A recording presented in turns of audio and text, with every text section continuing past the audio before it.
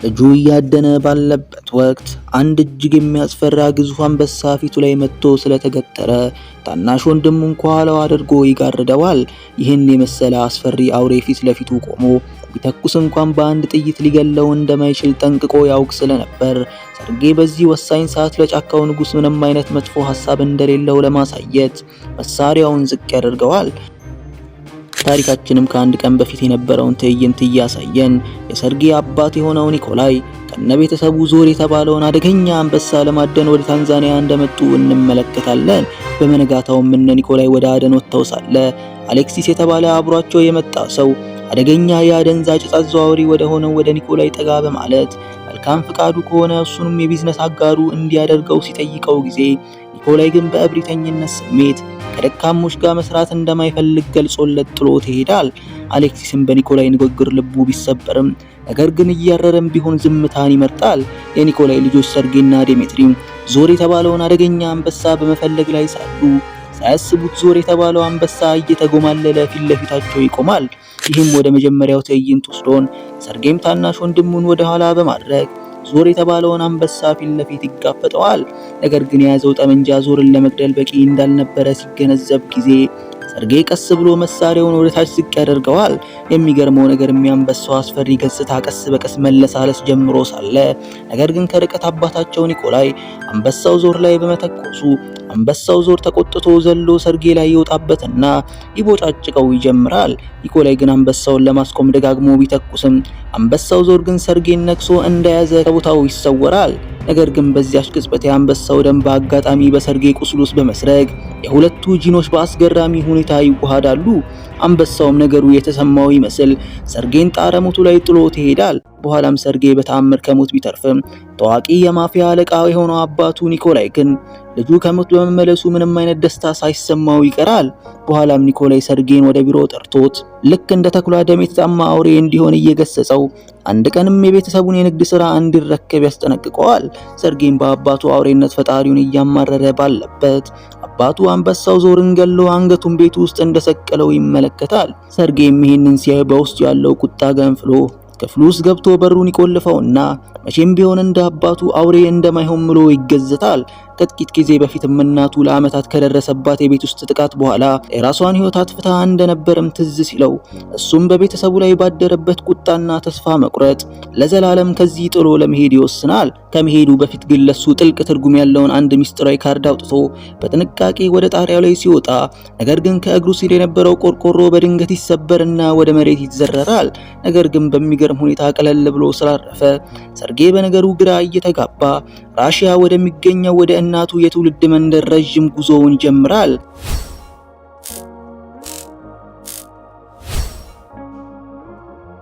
የተፈጥሮን አስደናቂ ውበት እያደነቀ ወደ እናቱ ገጠራማ መንደር እየሄደ ሳለ ግን በጣም ብዙ የዱር ጎሽ መንጋ ከአድማስ አቅጣጫ ወደሱ እየገሰገሰ ይመለከታል። ሰርጌም በዚያ ክፍት ሜዳ ላይ መደበቂያ ስላልነበረው ጆሮውን ሸፍኖ የከፋውን ነገር ለመቀበል ዝግጁ ይሆናል። ግን በሚገርም ሁኔታ ጎሾቹ ሳይረግጡት አቅጣጫቸውን ቀይረው በግራና በቀኙ ያልፋሉ። ከዚያም ሰርጌ የመንጋው መሪ የሆነው ጎሽ በሰውነቱ እየጋረደ እንደነበረ ይገነዘባል። ሙሉ መንጋው ካለፈ በኋላ የጎሾቹ መሪ መንገዱን ይቀጥላል። በዚህም ጊዜ ሰርጌ ከእንስሳት ጋር መግባባት የሚያስችለው ኃይል እንዳለው ተገንዝቦ በተጨማሪም አካላዊ ብቃቱ ከሰው ልጅ አቅም በላይ ሆኖ በትንሽ ኃይል ብቻ አንድን ጦር ከ100 ሜትር በላይ መወርወርና ፍጥነቱም ከአቦ ሸማኔ ጋር የሚስተካከል እንደሆነ ይገነዘባል። ይባስ ብሎም የመስማት ችሎታውም ስላደገ በገደል ውስጥ የሚፈስ እንጅረት እንኳን መስማት አስችሎታል። ድንገት ግን በሸለቆ ውስጥ አንድ የተኩስ ድምጽ ስለሰማ ወደ ረጅሙ ዛፍ ላይ ወጥቶ ወደ ሩቁ ስፍራ ሲመለከት አዳኞች በአካባቢው የነበሩትን እንስሳት ሲያድኑ ይመለከታል። ሰርጌም ሊያስቆማቸው በማሰብ ወደ እነሱ ገስግሶ ሲሄድም እዛ ብዙ ጎሾች መሬት ላይ ሞተው ሲያይ ጊዜ የቁጣ ማዕበል በውስጡ መገንፈል ይጀምራል። ነገር ግን አዳኞቹ ቀጥታ ወደሱ መጥተው ወዲያውኑ ጥሎ እንዲሄድ ስላስፈራሩት ሰርጌ በንግግራቸው ተናዶ መሬት ላይ የነበረውን ቢላው ያነሳና ልክ እንደ ዱር አውሬ በመሆን ወደ መንግስተ ሰማያት ይልካቸዋል። ብዙም ሳይርቁ ያሉትን ሌላ አዳኞች ቡድን መሬት ላይ የወደቁትን ጎሾች እንደገደሏቸው ተመልክቶ ሰርጌም ከዛሬ ጀምሮ ለነዚህ እንስሳት ፍትህን ለማስገኘት ለራሱ ቃል ይገባል። ታሪካችንም 16 ዓመታትን ወደፊት ተሻግሮ አሁን ሰርጌይ ክሬቨን በሚባለው ሚስጥራዊ ስሙ ሀገር ሙሉ ያወቀው አውሬ የሆነ ገዳይ እንደሆነ እንመለከታለን። ሰርጌይም የሚቀጥለውን ኢላማውን ለማግኘት ሲል ልክ እንደ እስረኛ መስሎ ወደ እስር ቤት ይገባል። ወደ ተመደበበት ክፍል ውስጥም እንደገባ ሞፎ ከተባለ የፖል እንጨት የመሰለ ሰው ጋር እንደተመደበ ይመለከታል። ሞፎም ቀጥሎ ሰርጌይ እሱ ክፍል ውስጥ መመደቡ እንዳላስደስተው ስለነገረው ሰርጌይም እዚህ እስር ቤት ውስጥ ከ3 ቀን በላይ እንደማይቆይ በመግለጽ እናም በ3 ቀን ውስጥ ካልወጣ ግን ሞፎ የፈለገውን ሊያደርግበት እንደሚችል ይገልጽለታል። በማግስቱም ሰርጌይ በስፖርት መስሪያው ላይ ክብደቱን እየገፋ ባለበት ሳሚዮን ለተባለ አዲስ የእስር ቤት ካቦ የሚሰሩ 2 ጉልበተኞች ወደሱ መጥተው እዚህ ቦታ ስፖርት መስራት የሚችለው የእስር ቤቱ ካቦ ብቻ መሆኑን በመግለጽ ሰርጌይ የሰራበት የነበረውን ክብደት ተጭነው ሰርጌይን ሊደበድቡ ሲዘጋጁ ሰርጌይ ግን በትንሽ ጥረት ሁለቱንም ከመሬት አጋጭቶ ልክ ያስገባቸዋል። በኋላም ሰርጌይ ወደ ማደሪያው እየገባ ባለበት አንድ እስረኛ ወደሱ በመምጣት ሳሚዮን እንደሚፈልገው ገልጾለት ሰርጌይ ሳሚዮን ወዳለበት ክፍል ይገባል። ሳሚዮንም ሰርጌይን እንዳየው ቅድም የኔን ሰዎች የደበደብከው ማን እንደሆንኩኝ ስላላወክ ነው በማለት ሰርጌይን ማስፈራራት ቢጀምርም ሰርጌይ ግን ሳሚዮንም ማን እንደሆነ በደንብ እንደሚያውቀው እየነገረው ሰርጌይም ቀጥሎ ሳሚዮን ማለት እስር ቤት ከመግባቱ በፊት ብዙዎቹን የጨፈጨፈ አረመኔ ወንጀለኛ መሆኑን እንደሚያውቅ ገልጾ እስር ቤት ድረስ የመጣውም እሱን አድኖ ለመግደል እንደሆነ ለሳሚዮን ያሳውቀዋል። ቀጥሎም ክሬቨን በሚባለው ሚስጥራዊ ስሙ የሚታወቀው ሰርጌይ ሳሚዮንና ሰዎቹን ወደ ቀጣዩ ዓለም ይሸኛቸዋል። ቀጥሎም ሰርጌይ ከሳሚዮን ክፍል ልክ እንደ እንሽላሊት ግድግዳውን ተንጠላጥሎ በመውጣት ልክ እንደ ድመት በእስር ቤቱ ጣራና ግንብ ላይ ሲዘል ቆይቶ በመጨረሻም ፈርጥጦ ያመልጣል። ከእስር ቤቱ እንደወጣም በሱ መሪነት ከሚያመልጥበት ቡድን ጋር ተገናኝቶ አውሮፕላኑ መብረር ይጀምራል። ሰርጌይም ተልእኮውን አጠናቆ ከከተማ ርቆ በሚገኘው የእናቱ ቤት በመሄድ እረፍት ማድረግ ይጀምራል። ሆኖም ግን ብዙም እንኳን እረፍት ሳያደርግ ሰርጌይ ከርቀት ብዙ ጎሾች እንደተገደሉ በስሜቱ ዋሱ በመረዳቱ ፈጥኖ ወደ ቦታው ሲያመራ አንድሬ በተባለ ሰው የሚመሩ በርካታ ሰዎች ከገደሏቸው ጎሾች ላይ ቀንዳቸውን እየወሰዱ ሰርጌይ ይደርስባቸዋል። ሰርጌይ መሪያቸው አንድሬን ለምን ይህንን ድርጊት እንደፈጸሙ ሲጠይቀው ጊዜ አንድሬ ግን በትዕቢት ስሜት ምን አባ ካገባህ ብሎ ዕቃውን አስጭኖ ጉዞውን ይቀጥላል። ነገር ግን አንድሬ ብዙም ሳይርቁ በፊት ሰርጌይ እንደ ነብር አንደኛው መኪና ላይ ዘሎ በመውጣት የአንድሬን ሰዎች መጨፍጨፍ በመጀመሩ አንድሬ የሰርጌይን ብቃት አይቶ በመፍራት ከተወሰኑ ሰዎቹ ጋር የጎሾቹን ቀንድ እንደያዘ ፈርጥጦ ያመልጣል። አንድሬም ከሰርጌይ ጥቃት ባመለጠ በመነጋታው እንግሊዝ ወደሚገኘው የአለቃው ቢሮ የጎሾቹን ቀንድ ይዞ ይሄዳል። ነገር ግን ወደ ቢሮ ሲደርስ የአለቃው ወንበር ላይ ሰርጌይ ቀስት ይዞ በመመልከቱ አንድሬ ቆሌው ይገፈፋል። በዛሽ ቅጽበትም አንድሬ ወለሉ በደም ራሱን ተመልክቶ ሰርጌይ አለቃውንም እንደገደለው ስለገባው እሱንም እንዳይገለው እየተማጸነው ሳለ ሰርጌይ ግን ለወንጀለኞች ምህረት እንደሌለው በመግለጽ ቀስቱን ወርውሮ አንድሬን ከግድግዳው ላይ ያጣብቀዋል። ተልእኮውንም የተወጣው ሰርጌይ ቢሮውን ለቆ ሲወጣ የአንድሬንም አለቃ በተመሳሳይ በቀስት ገሎት እናየዋለን። ከዚያም ሰርጌይ በማሽተት ብቃቱ ተመርቶ አንዲት ሴት ፊት ቀረበና ለዓመታት በአክብሮት ያስቀመጠውን ካርድ ያሳያታል። በዚያሽ ቅጽበትም ካሊፕሶ የተባለችው ይቺ ሴት ሰርጌይ ከብዙ ጊዜ በፊት በአንበሳ ተነክሶ የነበረው ልጅ እንደሆነ ትገነዘባለች። ታሪካችንም ወደ ኋላ ሲመለስ ሰርጌይ በአንበሳው በተያዘበት ወቅት ካሊፕሶና ቤተሰቧ በዚያ አቅራቢያ ይጓዙ እንደነበርና ካሊፕሶም በእጇ የነበረው ካርድ ከጉዞ በፊት አያቷ ከአደጋ ይጠብቅሻል ብላ የሰጠቻት እንደነበረ እንመለከታለን። በተጨማሪም አያቷ ከትውልዶች ሲተላለፍ የመጣ አንድ ሚስጥራዊ ፈውስም ሰጥቷት እንደነበረ ታሪካችን ያሳየናል። ካሊፕሶም በዕጣ ፋንታ ተመርታ ልጁን አፍ ውስጥ የያዘውን አንበሳ እንዳገኘችውም እንመለከታለን። አንበሳው ከሄደ በኋላም ካሊፕሶ ለሰርጌይ ያንን ሚስጥራዊ ፈውስ በማጠጣት ከመሄዷ በፊትም ጥሩ እድል እንዲገጥመው በማሰብ ካርዱን እንደሰጠችው እንመለከታለን። በኋላም ሐኪሞች የቻሉትን ሁሉ ቢያደርጉም የሰርጌይ ጉዳት ግን እጅግ የከፋ ስለነበር ሕይወቱ እንዳለፈች ይነገራል። ነገር ግን ሐኪሞቹ ማሽኑን ሊያላቅቁ ሲሉ ሰርጌይ በተአምር ወደ ሕይወት እንደተመለሰ ከታሪካችን እንረዳለን። በተጨማሪም ሰርጌይ በልቡ ውስጥ ያለውን ሚስጥር ለመፍታት ለ16 ዓመታት ያህል ያለ እረፍት ካሊፕሶን እንደፈለጋት እንገነዘባለን። አሁን ላይ ካሊፕሶ በለንደን ውስጥ ታዋቂ የሕግ ጠበቃ ስትሆን ነገር ግን ካሊፕሶ ጉዳይ በመከታተል ላይ ሳለች መምህሯ በቅርቡ ተገድለውባት እንደነበረ ለሰርጌይ ታጫውተዋለች። ሰርጌይ ግን አስቀድሞ እንደተበቀለላት እየነገራት ጉዳዩ በእስር ቤት ውስጥ የነበረው የእስረኞች ካቦ የነበረው የሳሚዮን ጉዳይ እንደሆነ እንገነዘባለን። ካሊፕሶም ባለማመን ወደ ቤቷ ተመልሳ ሳሚዮንም በእርግጥ በእስር ቤት ውስጥ መሞቱን ታረጋግጣለች። ካሊፕሶም እንደገና ሰርጌይን በማግኘት ሳሚዮን በእርግጥ ሞት የሚገባው ቢሆንም እንደ ሕግ ጠበቃነቷ ግን ያደረገው ድርጊት ተገቢ እንዳልሆነ ትገልጽለታለች። በሌላ በኩል ኒኮላይ አብሬ ካልሰራም ያለው ያ ንቆት የነበረው አሌክሲስ አሁን ላይ የራሱን የወንጀል ቡድን በመመስረት ብቻውን እየተንቀሳቀሰ እንደሆነ እንረዳለን።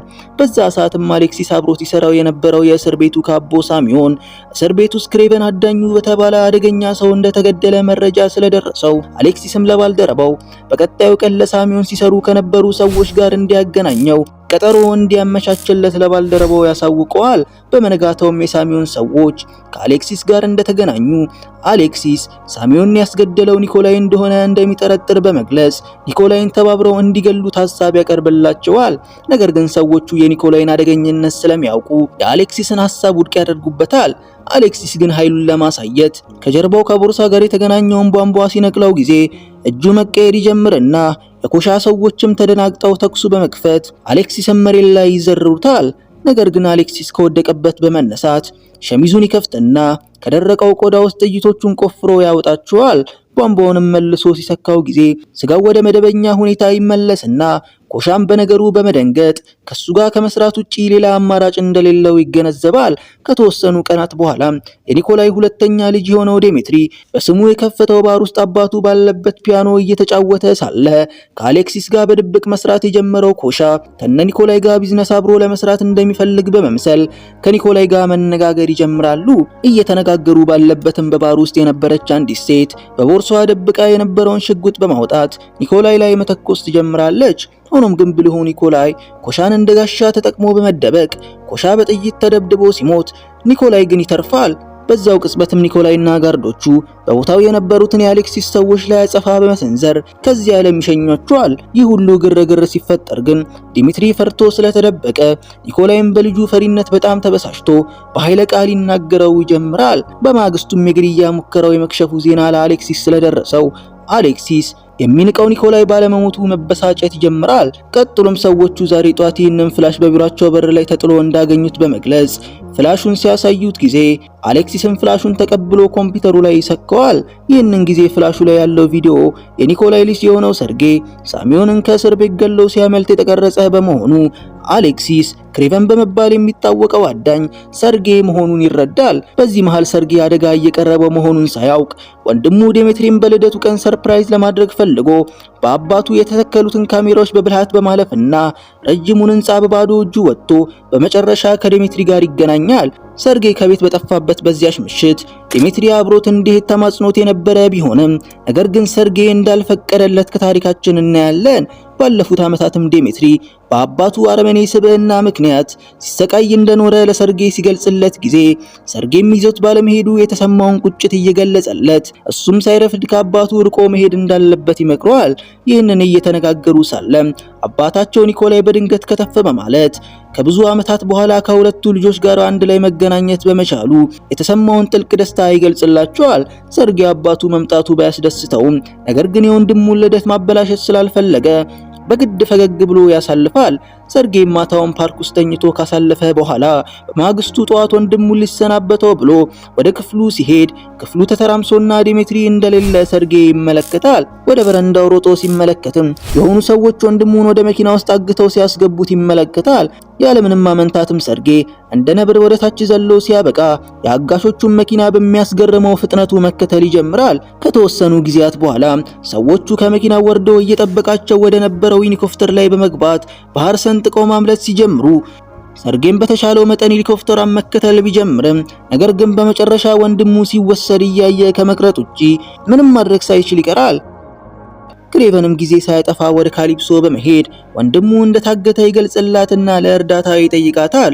እሷ ግን ነገሩ ጊዜ እንደሚወስድ ነግረው ጊዜ ሰርጌ አባቱን ፈልጎ ወደ ኒኮላይ በማምራት ስለ ነገሩ ሊያጫውተው ሲል ነገር ግን አባቱ ኒኮላይ ቀድሞውንም የተፈጠረውን ነገር አውቆ እንደነበርና አጋቾቹም እንደ ማስረጃ የተቆረጠ ጣት ልከው $20 ሚሊዮን እንደጠየቁት ይገልጽለታል። ቀጥሎም ኒኮላይ ገንዘቡ ለሱ ምንም ማለት ባይሆንም እጅ መስጠት ግን ዝናውን ስለሚያበላሸውና ገንዘቡን ቢከፍልም አጋቾቹ ዲሚትሪን ለመልቀቅ ዋስትና እንደሌላቸው በመግለጽ ነገሩን ችላ ለማለት ይወስናል። ሰርጌም አባቱ ዲሚትሪን ለመተው መምረጡን ሲያይ ጊዜ ውስጡ እያረረ ጥሎት ይሄዳል። ያንን ምሽትም የካሊፕሶ መረጃ አቀባይ ዴሜትሪን ካገቱት ሰዎች ውስጥ አንዱ ኦማር እንደሚባልና መገኛውም ቱርክ እንደሆነ በመግለጽ አድራሻ ይሰጣታል። ነገር ግን የካሊፕሶ መረጃ አቀባይ በድብቅ ለና አሌክሲስ ከሚሰራው ከፎሬነር ጋር የሚሰራ ሰው ስለነበር ማስረጃው እነ ሰርጌን ወጥመድ ውስጥ ለመክተት እንደሆነ እንረዳለን። ሰርጌም ከካሊፕሶ የተሰጠውን አድራሻ ተከትሎ በመነጋታው ወደ ቱርክ በማምራት ኦማርና ሰዎቹ ተመሽገውበት ወደ ነበረበት ቦታ ደርሶ እንደ እንሽላሊት በድንጋዩ ግድግዳ ላይ ተጣብቆ ወደ ምሽጉ ሰተት ብሎ ይገባል። ምንም እንኳን የኦማር ሰዎች ሰርጌን ለማጥቃት ተዘጋጅተው የነበሩ ቢሆንም ሰርጌ ግን ከጠበቁት በላይ በመሆኑ ሁሉንም አፈር ከድሜ እያበላ ኦማርንም በመያዝ ዴሜትሪ ያለበትን አድራሻ ካላሳወቀው አሁኑኑ ወደ ገደሉ እንደሚፈጠፍጠው መዛት ይጀምራል። ኦማር ግን የሚገለው ከሆነ ወንድሙን መቼም ማግኘት እንደማይችል እየነገረው ሳለ ሰርጌ እሱ ወዳለበት ህንጻ ከሩቅ አንድ ሮኬት መተኮሱን ይመለከትና ሮኬቱ መጥቶ ሳያፈነዳቸው በፊት ሰርጌ ኦማርን እንደያዘ ከህንጻው ወደ ታች ይፈጠፈጣል። መሬት ላይ እንደወደቁም ኦማር ለመሞት እያጣጠረ ባለበት ሰርጌ ኦማር ከመሞቱ በፊት ለማን እንደሚሰራ በመጠየቅ ስላስጨነቀው ኦማርም ለአሌክሲስ እንደሚሰራ ለሰርጌ ይገልጽለታል። በዛው ቅጽበትም በሮኬቱ የተመታው የህንጻው ድርምሽማሽ ሰርጌ ላይ መጥቶ ይከመርባቸዋል። ከተወሰኑ ሰዓት በኋላም ፎሬነሩ በሚሳኤል ወደ ተመታው ህንጻ በመምጣት ሰርጌ ፍርስራሽ ተጭኖበት መሞቱን ለአሌክሲስ በመደወል ሲያሳውቀው ጊዜ አሌክሲስም የጠላቱ የኒኮላይ ልጅ የሆነው እንዲሁም የሱም ባልደረባ ሳሚዮንን የገደለው ሰርጌ መሞቱ አስደስቶት ወንድሙ ዴሜትሪን ከታሰረበት እንዲፈታ ትዕዛዝ ይሰጣል። ዴሜትሪም የተፈታው አባቱ ኒኮላይ ገንዘብ ከፍሎ ቢመስለው አሌክሲስ ግን ኒኮላይ ለልጁ መቼም ቢሆን ገንዘብ እንደማይከፍል ገልጾለት ሲጀመርም ሊይዙት ሞክሮ የነበረው ወንድሙ ሰርጌን እንደነበረ ለዲሜትሪ ይነግረዋል። ዲሜትሪም አሌክሲስን ሰርጌን ለምን ሊያግተው እንደፈለገ ሲጠይቀው ጊዜ አሌክሲስም ለዲሜትሪ ሰርጌ ክሬቨን አዳኙ በመባል የሚታወቀው ወንጀለኞችን እያደነ የሚገለው ባለልዩ ኃይል ሰው እንደሆነ ለዲሜትሪ በቪዲዮ ያሳየዋል። ቱርክ ውስጥ ደግሞ አንደኛው የአሌክሲስ ሰው ሰርጌን ፍርስራሽ ውስጥ ተቀብሮ መሞቱን የሚያሳይ ቪዲዮ ማስረጃ እየቀረጸ ሳለ ጊዜ ነገር ግን ሰርጌ ከየት መጣ ሳይባል ኋላ መጥቶ በቦታው ላይ የነበሩ የአሌክሲስ ሰዎችን ይፈጃቸዋል። ቀጥሎም ሰርጌ ፈጠን ብሎ ለካሊፕሶ በመደወል መረጃ ያቀበላት ሰው ዴሜትሪ ላገተው አሌክሲስ አሳልፎ እንደሰጣቸው በመግለጽ የአሌክሲስ ሰዎች እሷም ላይ ጥቃት ሊያደርሱ ስለሚችሉ ለጊዜ ወደ ራሻ ፈጥና እንድትመጣ ያሳስባታል። ይህንን እየተነጋገሩ ሳለ የአሌክሲስ ሰዎች ካሊፕሶ ወደ ምትሰራበት ቢሮ መምጣታቸውን አይታ ካሊፕሶ ፈጥና ከአካባቢው ትሰወራለች። አሌክሲስ በበኩሉ ለዲሜትሪ ያዘለውን ቦርሳ አውልቆ ውስጡ በፕላስቲክ ያለውን ፈሳሽ ካሳየው በኋላ ከዓመታት በፊት አሌክሲስ ከኒኮላይ ጋር አብሮ ለመስራት ሐሳብ ቢያቀርብለትም አባታቸው ኒኮላይ ግን ከደካማና ፈሪ ሰው ጋር መስራት እንደማይፈልግ በመግለጽ አሳፍሮ እንደላካው ለዲሜትሪ ይገልጽለታል።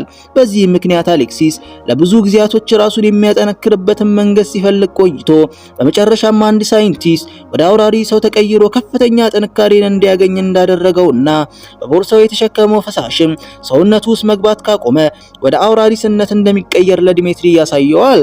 አሌክሲስም ቀጥሎ ኒኮላይ ለዲሜትሪ አክብሮት እንደሌለው ያውቅ ስለነበር አብሮ በመስራት ኒኮላይን እንዲያስወግዱት ሐሳብ ቢያቀርብለትም ዲሜትሪ ግን አባቴን አልከዳም በማለት ለአሌክሲስ ስለመለሰለት አሌክሲስም በንግግሩ ተበሳጭቶ ዲሜትሪን አናቱን ብሎ በጥይት ሊገላግለው ሲዘጋጅ የአሌክሲስ ባልደረባ መጥቶ ሰርጌን እንዲገሉ ወደ ቱርክ የላካቸው ሰዎቻቸው በሙሉ መገደላቸውን ለአሌክሲስ ሲያሳውቀው ጊዜ አሌክሲስም ሰርጌ አሁን ድረስ እንዳልሞተ ይገነዘባል። ነገር ግን በዚያ ሰዓት ሰዎቹ አንድ ሰርጎ ገባ መኖሩን ሪፖርት ስላደረጉ ሁሉም መሳሪያቸውን ደቅነው ሰርጌን እየተጠባበቁ ባለበት ነገር ግን የአሳንሰሩ በር ሲከፈት ቀድሞ የቀጠሩት ፎሬነር የተባለው አደገኛ ገዳይ እንደሆነ ይመለከታሉ።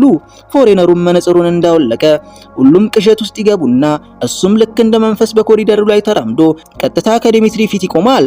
ፎሬነሩም ለአሌክሲስ ክሬቨንን ከመያዛቸው በፊት ዲሜትሪን እንዳይገለው እያስጠነቀቀው ከዚያም ከኪሱ አንድ እንግዳ የሆነ ተክል ያወጣና ይህ በሳይቤሪያ ውስጥ የሚገኝ ብርቅዬ የተክል ዝርያ ሲሆን ክሬቨን መርዛማ ቀስቶችን ለመስራት የሚጠቀምበት እንደሆነ በመግለጽ ይህን ተክል የሚያድግበትን ቦታ ማግኘት ከቻሉ ክሬቨንን መከታተል እንደሚችሉ ያሳውቀዋል። በዚህ ጊዜም ካሊፕሶ በሰርጌ ትዕዛዝ ሳይቤሪያ ወደሚገኘው መደበቂያው እንደደረሰች ቦታው በምርምር መሳሪያዎችና በብርቅዬ እጽዋት የተሞላ እንደሆነ ትመለከታለች።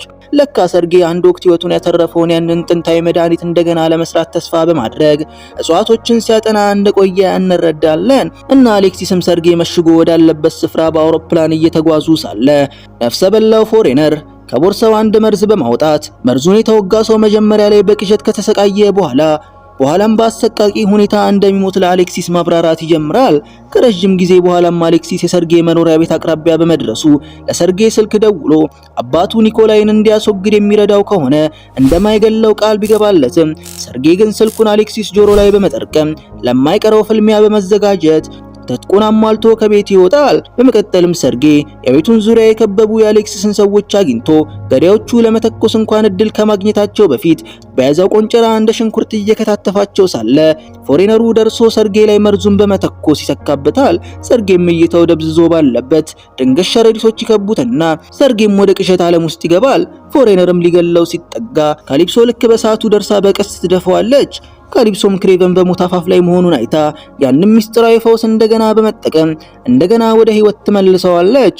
በዚህ መሃል አሌክሲስ ክሬቨን እንደሞተ ከሰዎቹ መረጃ ደርሶ ስለነበር ወደ ማዕከሉ ለመመለስ እየገሰገሰ ሳለ ነገር ግን ሰርጌ ያስፈረጠጣቸው ብዙ ሺህ መንጋ ጎሾች ወደ አሌክሲስ መኪና አቅጣጫ ገስግሰው በመምጣት የአሌክሲስ ሰዎች እየተጓዙ የነበረበትን መኪና ሲገለባብጡት፣ በዚህ ወቅትም አሌክሲስ ሰው ሆኖ እንዲቆይ የሚያግዘውን በቦርሳ የያዘውን ፈሳሽ በማቋረጡ አሌክሲስ ሙሉ በሙሉ ወደ አውራሪስነት ተቀይሮ ያርፈዋል። በዚህ ወቅትም ሰርጌ እየፈረጠጡ ባሉት ጎሾች መካከል ዘሎ በመምጣት ከአሌክሲስ ጋር መፋለም ቢጀምርም ነገር ግን አውራሪሱ አሌክሲስ አሁን ላይ ከፍተኛ ጥንካሬን ስለተላበሰ ሰርጌን እያንገላታ ደብድቦ ቢቆይም ሰርጌ ግን ፈጣን ተፋላሚ ስለነበር የአሌክሲስን ስስ ብልት በማውጋት እንዲዳከም ያደርገዋል። ሰርጌም በዚህ ሳይበቃ አሌክሲስ ላይ ጠንካራ ገመድ በመጠምጠምና ጎሾቹ ቀንድ ላይ በማሰር ጎሾቹ አሌክሲስን ሜዳ ለሜዳ ሲጎትቱት ቆይተው በመጨረሻም አሌክሲስ ብዙ ደም ፈሶት ወደ ቀጣዩ ዓለም ይሸጋገራል። ነገር ግን ነገሮች በዚህ ሳይበቁ ከጥቂት ቀናት በኋላም ሰርጌ አባቱ ኒኮላይን ባደን ላይ ሳለ ፈልጎ ካገኘው በኋላ ሰርጌ ኒኮላይን ትክክለኛ ማንነቱን ለአሌክሲስ ያጋለጠበት እሱ መሆኑን ማወቅን ይገልጥለታል። ኒኮላይን ቪዲዮውን ለአሌክሲስ የላከለት በእርግጥም እሱ መሆኑን ሳይክድ፣ ምክንያቱም ልጁ ሰርጌ አሌክሲስን እንዲያስወግድለት ሲል ይህንን ዘዴ መጠቀሙን ለልጁ ለሰርጌ ይገልጥለታል። ኒኮላም ቀጥሎ ሰርጌ ፍቃደኛ ከሆነ አብሮ በመስራት ምድር ላይ ማንም የማያስቆመውን ቡድን እንዲመሰርቱ ጥያቄ ቢያቀርብለትም ሰርጌ ግን የኒኮላይን ጥያቄ ውድቅ በማድረግ አባቱን ጥሎት ይሄዳል። በዛው ቅጽበትም ሰርጌ እንስሶችን የማዘዝ ኃይሉን ተጠቅሞ የጠራው አንድ ትልቅ ድብ አባቱ ኒኮላይ ላይ ዘለው በመውጣት ኒኮላይን ቦጫጭቆ ይገለዋል።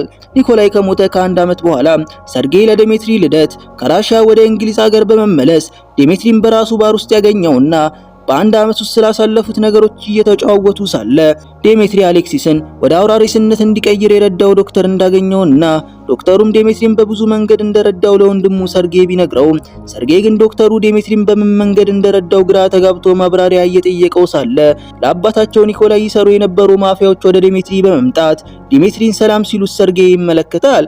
ዴሜትሪም ቀጥሎ ምንም እንኳን አባታቸው ቢሞትም የአባታቸውን የአደንዛዥ ዝውውር ቢዝነስ ተቆጣጥሮ እሱ እያሳለጠው እንደሆነ ለወንድሙ ሰርጌ ሲገልጥለት፣ ሰርጌ ግን የሚወደው ወንድሙ የአባታቸውን ፈለግ መከተል በመጀመሩ ልቡ ክፉኛ ተሰብሮ ከዴሜትሪ ጋር መነታረክ ስለጀመረ ዴሜትሪ ሰርጌን ትቶት ከሬስቶራንቱ ይወጣል።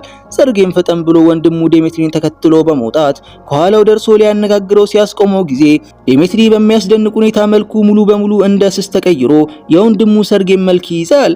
ሰርጌም ባየው ነገር እጅግ በመደንገጥ ከአሌክሲስ ጋር ሲሰራ ከነበረው ዶክተር ጋር ምን ሲሰሩ እንደነበረ ሲጠይቀው ጊዜ ዴሜትሪም ሳይንቲስቱ ባደረገው ሙከራ እንደ ስስ መልኩን መቀየር የሚያስችል ብቃት እንዲላበስ ከማድረጉ በተጨማሪም በጉልበቱ በጣም ጠንካራ እንዲሆን እንዳገዘው ለሰርጌ ይነግረዋል።